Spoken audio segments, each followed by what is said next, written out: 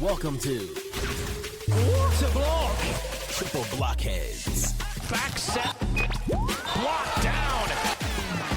The podcast for all things volleyball. Blockhead. Aloha and welcome to another episode of Triple Blockheads. Makani, Frank, Mark, we're here today to talk about passing. We talked at another episode prior how to be an effective serving team and an effective serving athlete. And if you do that, you're going to get people out of system. How do you prevent that? You got to be an elite passing team. So that's where we're going to go here. There are a million different philosophies on how to actually pass, and we're not going to necessarily dive into every philosophy, but I think there's some core fundamentals that string them all together. And I think that's what we're going to really want to focus on is what are those core fundamentals that you can really think about that regardless if you're offline, Tanden, online, whatever you want to do, it's in that same wheelhouse to make sure that you're successful. But as always, we'll start in the development of the skill. You know, what are the things that you are looking at? Actually, you know what? I'll even say passing is, when you're really young, it's like the one skill that you can do regardless of physical stature, right? So serving, you may be too little to get the ball over. You know, setting, a little bit harder to get to that method. Hitting, same thing. But passing, like you could see some 5-year-olds out there passing with really good platforms. So what are you looking for, and what do you like in the passing? Don't let the ball at the ground. And thank you for another episode. No, I think what we like at the club level, we start at early ages, is can you pass the ball high? Can you get the ball to our setter? Are your bad passes playable? And then as we get a little older, you know, I think the biggest thing that allows for a lot of creativity is, are you facing the server instead of facing the setter? And I think the more you face the server, you have this straight line relationship between the ball and you, and allows for us to create angles a little bit easier, allows for us to hopefully create smaller angles. As we get older, and maybe even younger too, we're just trying to pass the ball to the middle of the court. So getting rid of this idea of passing front right, but instead giving our setter an approach to the ball as well. And that's really new, even for high school kids, because that's still being maybe coached a lot in high school around us, is try to pass the ball front right, and then you end up having a bunch of balls behind the setter and now they're backpedaling and don't have a lot of creativity there to make offensive decisions. So those are the biggest things with the club side is, like, make your bad passes playable, keep them high. Like if your bad pass is high enough, we can still get a swing, and facing the server instead of facing the setter. And I was not a passer when I played. I was the setter. So I've learned a lot about passing in the last few years. I still have way more to learn. It's the one side of my coaching philosophy that has more development to do, big time. But that's been the biggest thing that I've found with the passers that I've worked with over time is putting them in positions relationship-wise with the server to allow for them to make angles better. And if their angle isn't big enough, it's still kind of going towards the middle of the court, which is what we like anyways. I think to have the ability to pass higher or to reduce your angle, right, the two things I think that all great passers have, they understand angles. Mm-hmm. You understand you can make the ball do what you're trying to make it do. Yep. There's a lot of interesting ways to train that don't involve passing to a target. You know what I mean? Maybe we throw the target behind you to the right. If I understand how to make the ball go back there, I probably understand how to make the ball go up there. You know what I mean? So I think understanding angles, probably top two thing. The other thing is they're athletes. You know what I mean?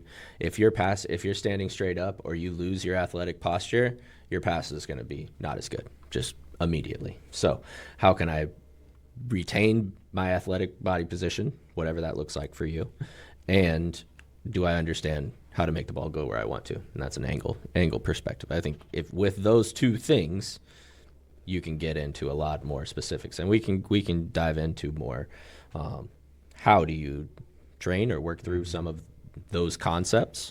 But those are the two big things for me, and I think those are ones that take longer to train if, like, by the time you get to the college level, if you are not great at understanding what your platform angle does, that makes it hard to be a good passer and make that change by that point. You've had your 30,000 reps, and we're going to try and make an adjustment to something that you've done a ton of. That's really tough. So understanding how do you make the ball do what you want it to do, really important. The other piece, which I think is maybe a theme of mine for everything, is how simple can I do it? With all aspects of volleyball, the more movement it is, the more complicated it is, the less repeatable it is. And passing is one of those skills. Well, while it's different every time, in its essence, it's the same thing. A ball is flying in my direction, and I need to redirect that ball where I want it to go. Yeah, I think you guys are so spot on. And I think with angle, I would add angle and contact, because I think a lot of times angles are being set, but you're contacting low on your hands or contacting high on your elbow. And I think if you can get a consistent contact on your platform every single time, then that's the fundamental part of then changing your angle, right? And then I think sometimes it's off of one arm, and then you have the whole thing like I'm turning it this way. Is it my angle? Well, it's not, because you only hit it on one arm. I am a huge believer on quiet platforms, quiet passing, quiet posture, because I think that becomes repeatable, right? More movement, if it's harder to repeat when there's more components to whatever that is, and that's in every skill. And then the only other thing I would add to that is just eye work.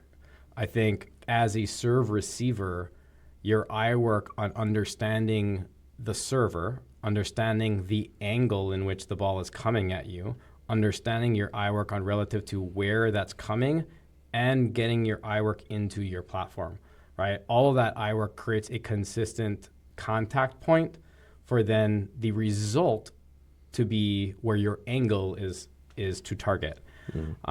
So I think there are a lot of really good, these are, again, they're transferable to a lot of different philosophies, right? But I want to start with angle, because I think that is one thing that all three of us we brought up. What are some of the key things that you're looking at when you're training that angle work, in the club space?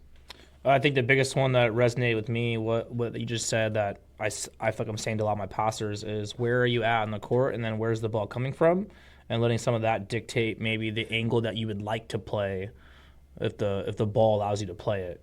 So like with a lot of our right back passers, they like taking the ball off of their right side, and that angle for the majority of time is still kind of being filtered towards the middle of the court.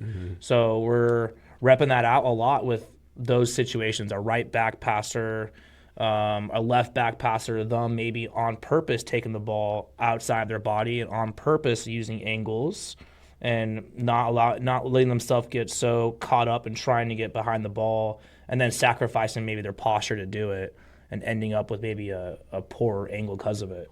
So, and some passers in right back like taking it off their left instead. So I think giving the players some space and some training to allow them to figure out in each spot which one you might like more, and experiment with going off your left, going off your right, doing it off of the server in this angle, doing off the server in that angle, and just give them some more tools to play more angles, and not worry so much about being behind the ball. I 100% agree, and this is something I go back to, like when I was growing up playing basketball all the time. Like, I wish I was exposed to more experimental stuff, right? It was always like, this is the appropriate form to shoot, so you should mimic this form. Instead of, you should shoot off 1 foot, you should shoot leaning back. You need all of these reps, because these are things that will happen in a game, right? Rather than I catch the ball in this perfect stance and then go shoot it. That is what Frank is describing here, right? Put them in situations where they have to pass off one leg. I'm only taking balls to the inside, or only taking balls to your left. Like, throw some constraints on there and see what they can do from a platform angle mastery, right? I think all of that is important. A few little technical things that I like to talk about when we're talking about angles. Obviously, early, we want it to be out. We want our arms away from our body. We like to say, let your pits breathe, right? If I form my angle and I'm in really tight, that ball is probably not going at the trajectory or location that I want. But if I let my pits breathe a little bit, just air them out, then I'll be able to create a little bit softer angle and get underneath that ball a little bit differently. I love that.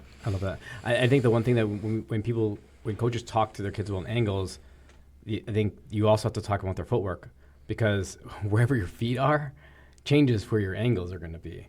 Because if you're passing in a silo or passing in a vacuum and the ball's at you, in the middle of your body, your angles are going to be set where you want, again, with your out in front.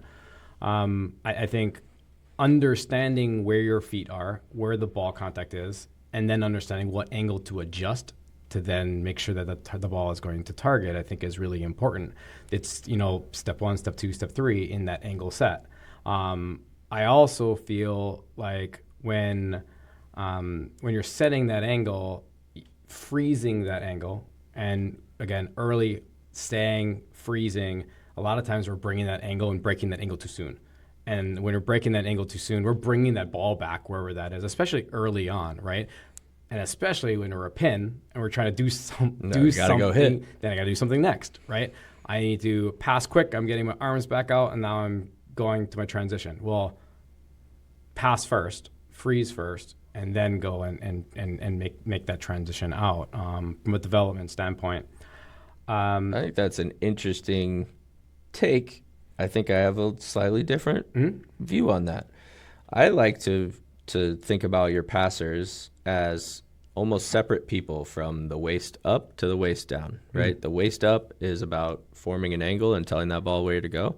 Waist down, I'm being active and trying to put the ball into the angle I'm trying to create, right? So I'm moving for it. But if my hips are going completely sideways and my angle's still good, the ball's going to go to target. So to me, like, the feet piece is a mechanism to get you to a position where you can pass more than a contributing factor to a good pass, I guess. Slightly different. Yeah, that's fair. And I think I might be somewhere right in between. Yeah. So for me, it's like I want them to feel smoothness. If they feel smooth, we want to kind of operate under these constraints, these ideas of passing, space in the arms, all the things that we kind of talked about. If they feel smooth, the ball allowed them to make a smooth passing movement, or do they feel late? If they feel late, I just want them to dig the ball, dig it, so we can get a swing. And because what we're dealing with a lot with the other kids is they're late to a ball and they overpass it. They move late going up, and now it's going to their side. So how can we just dig that ball and keep it on our side and get a swing, instead of still trying to do all these things that we just mentioned amongst ourselves, like these perfect angles and whatnot, but your feet are putting you in a situation where you're falling down. So let's just dig the ball so that we can get an extra swing and not get aced or overpass. And I said differently, I think depth can impact angle, right? For sure. I think maybe that's said differently, right? Is that where your feet are creates maybe where the depth is to where you're contacting, which then changes the angle in which that you're getting that, setting it to target. The one thing I tell a lot of our passers too is that you have to exaggerate that angle. I think a lot of times the miss is a more acute angle, and that angle is not actually getting the ball to target. You're really exaggerating. You want to be more obtuse? Obtuse, yeah. Isn't acute miss bad? Is missing in zone 4 bad? Yeah. Yeah. It must be bad. It must be bad. I mean, I kind of like the miss in between zone 3 and 4. Well, that's a better miss than the over exaggeration. Yes, those are my thoughts. Right. I think that's relative to the type of setter you have. That's also fair. Right? Yeah. If you have a setter with strong hands, I'm going to miss to 2. Yeah. And get a one-on-one on that go every time, because they can make a set that other kids can't. That's a good point. And then where your one-on-one's going to be at, maybe that dictates where you want to miss. I'm more speaking for one-on-ones in the middle, like keeping that out of front right.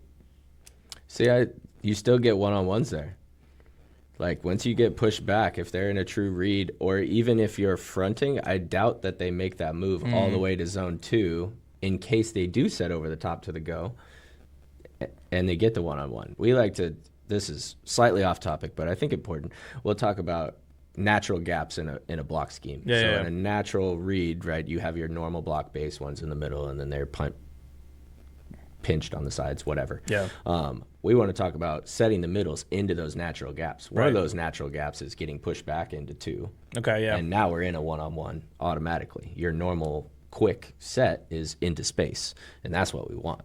So you get the same thing from pushing forward, right? If you have a dead center of the court pass or even a little bit pushed forward into that 3-4, you're still running it into a open space. You know what I mean? So Yeah. that's neither here nor there, though. Well, that's a big part. Talking about It is an important part, I think, because that is how you're influencing the type of angles you want, because you're creating those situations based on where your setter moves. You know. True. But I think understanding your setter to know where your miss is, I think, is important. From a club perspective, you're just trying to create, hey, this is where we want in a general vicinity, right? Yeah, Whether that's yeah. middle, whether that's, hey, we want that, in that 2-3 zone, whatever that might be, you're setting that from a consistency perspective because you're developing your angle. Yeah. Yeah, young kids, we don't want to get aced because serving is such a big thing with younger kids. So we don't want to get aced when we're young.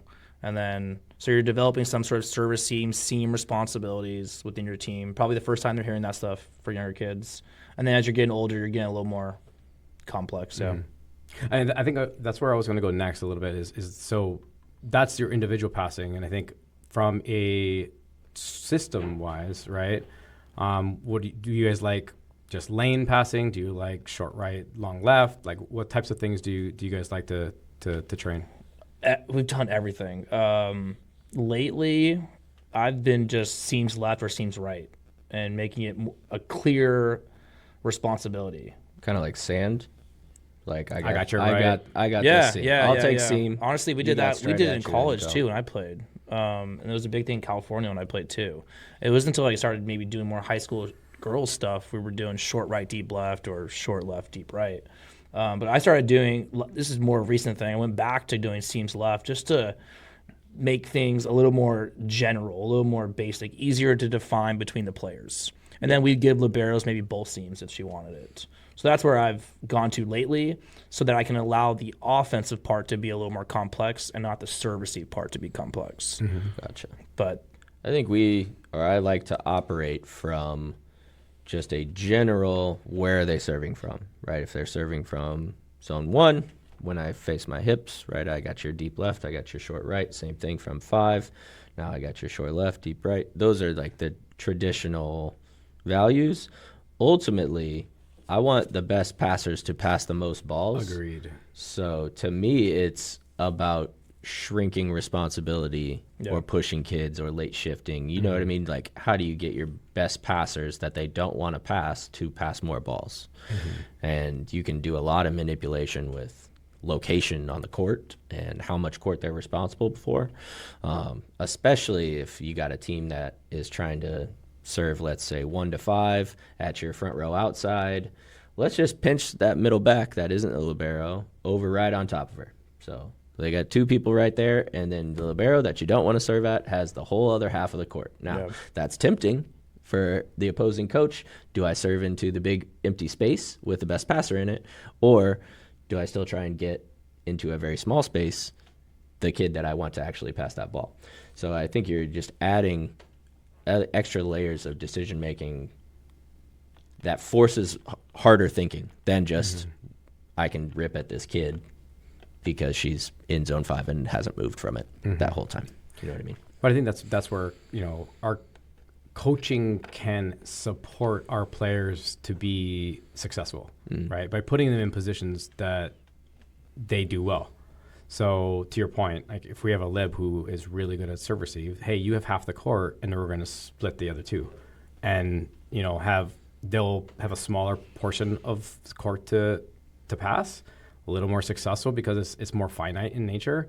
Maybe it's they're working outside in because they like to pass on the right. Those types of things that we just thinking about who those passers are to make sure they're putting them in good situations to be successful. yeah, I think what you hit on at the very end of that was spot on and something we probably don't do enough.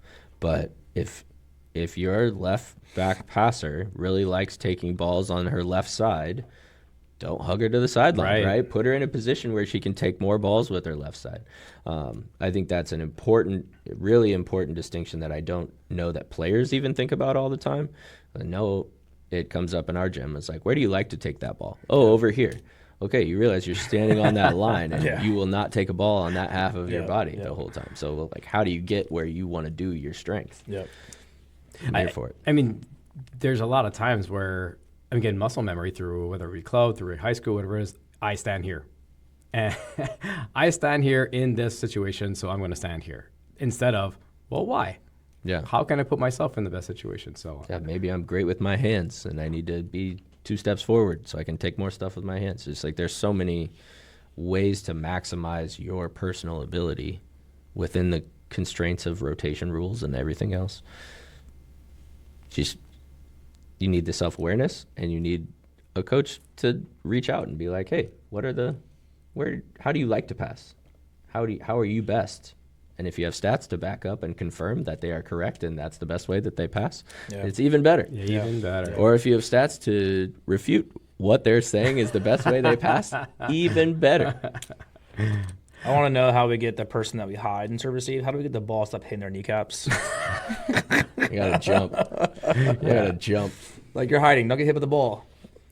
Well, the best is they're hiding, but they still have they still have their platform out in front of them, right? They're like, everyone's getting out of the way. If Like, they what are you actually do pass that, that's usually the best Dime. pass that you get. Absolutely. Yeah. I think Well, it had to. It came right at doing? him. Right at you. It's either a dime or they get hit in the kneecaps. Have you seen the one where they come from left front and they'll go all the way back around, but that person goes all the way back around? It's like duck hunt. And that ball just like is a heat missile and just pegs that right side coming back around. I'm like, that's not good. You mentioned something about overhead passing, and specifically in the women's side, because obviously it is a huge component on the men's side. But are you guys training that on the women's side, starting in club? Train everything that could happen. Yeah, definitely. And it's another thing. Like, it's like, is it not the same conversation that you're having about passing off your right or passing off your left? Maybe you like passing this type of floater with your hands, And I just think a lot of girls growing up, they don't get to do a lot of that motion growing up, so they're maybe not as good at it as first, compared to guys growing up. But yeah, for sure, train it. I think it is really important because usually when kids get to us, they're trying to set that ball. And it's not a set. You're not setting that serve receive, right? These are different motions. Fingers are stiff. You're attacking. It's powerful, right? And that distinction takes time to practice. So I think exposing 100%. I think also spending that time, even just digging. Like in my pepper reps, I'm going to hit at your head for the next 10, and we need to overhead dig just to get used to that feeling because it's not setting. And I think that's an important distinction that I think kids think when I just take something above my head, I'm setting it. Well, it's like, not really. Right. I mean, I think especially at high school, club, and I know even in like the lower levels of collegiate, like when you see a team or players who can effectively take the ball with their hands, they're scooting up. And I think it plays a little bit of mind games with the server because that's not what they're used to seeing in their normal eye work. And they're like, all right, well, how am I going to get this? And then you're serving that normal ball, and it's literally at their head. Yep. And they're like, oh, that's dimes all day long. So I think, integrating that level, I think the men's game really influenced that, whether it be a decade ago or 15 years ago, into the women's game. I think it's a good transition into, from a club perspective, how do we get them more used to seeing that? Because I know at the collegiate level, we start introducing that, and it's foreign. To your point, it's just foreign concept. They don't know how to do it, or they only use it in emergency situations, and by that point, it's usually too late, right? The speeds that we're seeing are anywhere from 37 to 45 miles per hour from that serve. That means your contact time between serve contact and pass contact are usually a second or just below. There's not a ton of time to track deep or make any really substantial depth moves in that amount of time. By the time you recognize the point that it's going to be deep and get a step, maybe I get a good step, and then I have to play it with my hands, right? It's a component that you have to have. We need that understanding to happen earlier. Just core concepts, have repped it a few times so that it isn't as foreign coming in, and now we keep getting drilled on that high five serve and trying to float a platform out this way where I could easily just step behind it and strong finger that thing. Mm-hmm. Yeah, with the younger kids, it's the same realization. Like, oh, it's deep, or no, like it looks like a normal serve. It's not dropping yet. Why isn't it dropping yet? It still hasn't dropped yet. And then it's like self defense. Yeah, or the ballerina where they're twirling all the way around. Yeah, yeah. I think the other thing too, speaking of overhead passing, I love to train that, especially for your 6 rotation outsides. Mm-hmm. Because if you're getting pegged deep, they're trying to do that to get you further away from the net where you want to be. Yeah. And if you can effectively pass with your hands and stay at your 17 feet or wherever that is, then you're able to just take that with your hands and you're not moving back. Momentum's not back. You're going to your transition. You're probably going to be in a more effective place to go and be offensive in that standpoint. Yeah, in front row middles, like I was going to go there too. Let's stop trying to bump platform those. Just grab it with your hands and then go right into your route. You know what I mean? But we still see so many middles and serve receives starting on the net and like not taking up any space. I'm not sure if that's a passing topic or not, but I just feel like let's make things on the passer seem like it's a 6-person unit passing as a group, and not making those 3 people feel like they're on an island, and everyone assuming some sort of responsibility of a pass. You know what I mean? Whether it's the setters off the tape or the middle is taking some short space, your right side taking some short space, but we already hate transition enough. Let's not do it in serve receive. 100%. I'm a huge proponent of putting kids in easy situations to make those plays. And I think visually for the server, if they look across and it's only 3 people and everyone else is tucked at the net, right, that's not very intimidating. I see lots of space that I can attack into from a serve perspective. Yeah. Now, if they're in row 4 or a row 6, let's say, and you got a short passer in zone 2, you got the middle in zone 4, and then 3 back, and the setter's up. You know what I mean? Like, that visually is like, man, this space is smaller. I'm going to have to drive a seam or do something differently where I'm not thinking much about the depth of my serve and attack because of the formation that I'm seeing visually. Yeah. Are you? I know this is you just mentioned the middles passing, that short ball. You know, how are you guys getting your middles more involved into saying, hey, you're not deferring, because I think that's the number one thing that they do is just, oh, I'm looking backwards. You're getting that, right? Like, how are you making sure that they're invested in as a passer, right? They're on the court. They're a passer. You got to rep it out. But also I think my communication to middles is usually like, if you think the ball is going to land pretty close to you or land in front of you, then that's a ball that you take. If you think it's going to drive by you, don't intercept it. Let those guys let those guys call you off. Yeah, we talk about trajectory, right? So if it's an up-down short serve, you're going to take it because it's going to fall into you. If it is flatter, like a drop serve or something, and then eventually dies, like Frank said, don't intercept it. Get out of the way. Yeah. My biggest thing with middles is don't let the serve dictate what you are able to hit now, right? So in a lot of those situations, you're not stacked alone. Right, there's another person that can pass that short. If you're supposed to go on a slide or get all the way to an A, don't let that serve to zone 4 trap you. Get to where you need to be.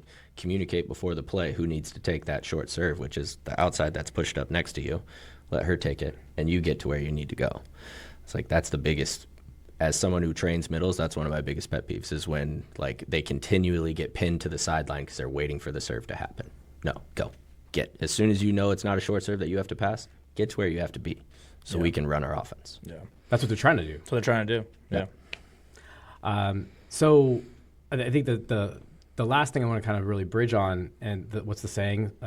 Passing is 50% physical, 70% mental. That's real. And because it can go fast. I mean, your confidence level can go real fast. Yeah. You get shanked 2 balls, and then it becomes what happened with my platform. how are you guys recovering, or what kind of cues are you getting to your team and specifically your players when they're in that situation? In training, one of my favorite things to do to snap a kid out of it is to over-exaggerate the other way. So let's say they keep forming this angle and it keeps going to zone two. And we're going to be like, okay, now on this next ball, I need you to pass it outside the antenna over the net to zone 4, right? And just that big switch from something completely different from what they were working on usually is enough to bring them back into, or it's like, okay, now rein it back in. Let's go middle of the court. And they're like, okay, now I got it. You know what I mean? Just, can you flip the mindset? It's about getting them outside of themselves for even one rep, you know what I mean? So that now they can refocus into what they were trying to do before. Yeah, same thing, just different way of saying it. I just tell them to dig the next couple balls and just make sure you don't get aced while you're going through, trying to get back to your baseline of passing. I think it's also good for that passer to have an awareness of what kind of serve is coming at them and set realistic goals, right? If you have a jump topper coming at you that's 50 mile an hour plus, I'm probably not going to, my goal isn't a perfect pass here, right? My goal is high into the middle because this is a tough serve. So IDing some of that stuff and setting realistic goals to go with it. I think the kids that struggle at times are the perfectionists or the really good passers because they're used to seeing balls go perfect. They're the ones that can spiral if it doesn't. And it's like, how can we show them the stats in the aggregate, how we can reflect, and then how can we retrain the brain in moment to get them doing something different so that they can revisit once they know. I think in skill development, I 100% agree with you. I think you need to set the muscle memory that if they're offline and off target a couple of different times, show that they have control of their platform, right? That creates that confidence, like, all right, I have control of my platform. I just need to do this. And then it becomes back into the muscle memory. So that in a match, it's not, hey, a couple of shanks, they don't get flustered in it. It's like, oh yeah, I have control of my platform. That's self-talk. I know I've done that before. I've seen it before, and now I got the next ball. And I think that's where you see the elite passers. They might get aced. Everyone gets aced, but then there's always a bounce back fast.